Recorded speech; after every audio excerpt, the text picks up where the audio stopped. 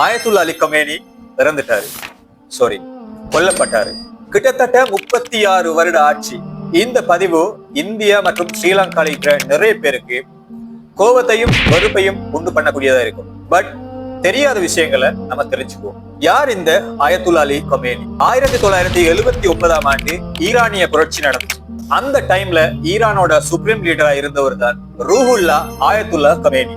அவரோட சிஷியனா அவர் கூடவே இருந்து அரசியலையும் நல்லா படிச்சுட்டு அவரோட மறைவுக்கு அப்புறமா ஒரு சுப்ரீம் லீடரா வரக்கூடிய எல்லா தகுதியும் உள்ளவரா மாறினாரு ஆயத்துல்லா அலி கமேனி. 1989ஆம் ஆண்டு ஜூலை மாசம் 3ஆம் தேதி ரூஹுல்லா கமேனி மரணிக்கிறாரு. அந்த மரணத்துக்கு அப்புறமா ஈரானோட 88 பேர் கொண்ட அசெம்பிளி ஆஃப் எக்ஸ்பர்ட் குழுவால அடுத்த சுப்ரீம் லீடரா தெரிவு செய்யப்பட்டாரு ஆயத்துல்லா அலி கமேனி. ஆயத்துல்லா அலி கமேனியோட ஆட்சியில தான் ஈரான் நிறைய மாற்றங்களை சந்திச்சது. ஈரானோட அரசியல், அணு திட்டம், அமெரிக்காவுக்கு எதிரான எல்லா அரசியல், இவை அனைத்துமே அவரோட ஆட்சியில மிகவும் வலுவடைஞ்சிச்சு. இன்றைக்கு வரைக்கும் ஈரானோட ஆளுமை மிக்க ஒரு தலைவரா இருந்தார். அதனாலதான் உலக அரசியல்ல ஈரான் சொன்னா ஆயத்துல்லா அலி கமேனி என்ற பேரு தவிர்க்க முடியாத ஒன்றாயிருக்கு.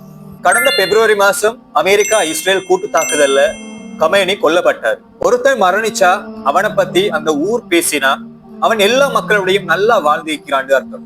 ஆனா ஒருத்தனோட மறைவை பத்தி இந்த உலகமே பேசினா அவன் ஒரு சரித்திரத்தையே உருவாக்கி இருக்கான்னு அர்த்தம். அது மாதிரிதான் ஆயத்துல்லா அலி கமேனி. கொள்கை ரீதியா அவர் வேறுபட்டிருக்கலாம். ஆனா அவர் வாழ்ற காலத்துல நாங்க சின்ன வயசுல யாரெல்லாம் இன்ஸ்பிரேஷன் ஆகவும் எங்களோட மோட்டிவேஷனா எடுத்து வளர்ந்தோமோ அப்படியானவங்களோட பேரெல்லாம் எப்ஸ்டீன் ஃபைல்ல இருந்துச்சு. ஆனா உலகமே ஒரு தீவிரவாதியா பாக்குற, ஒரு ராட்சசனா பாக்குற இந்த ஆயத்துல்லா அலி கமேனியோட பேரு அந்த ஃபைல்ல இல்ல.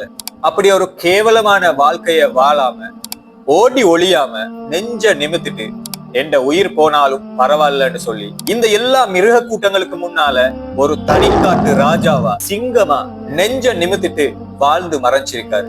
இத பத்தி நீங்க என்ன நினைக்கிறீங்க? கமெண்ட்ஸ்ல தட்டி விட்டு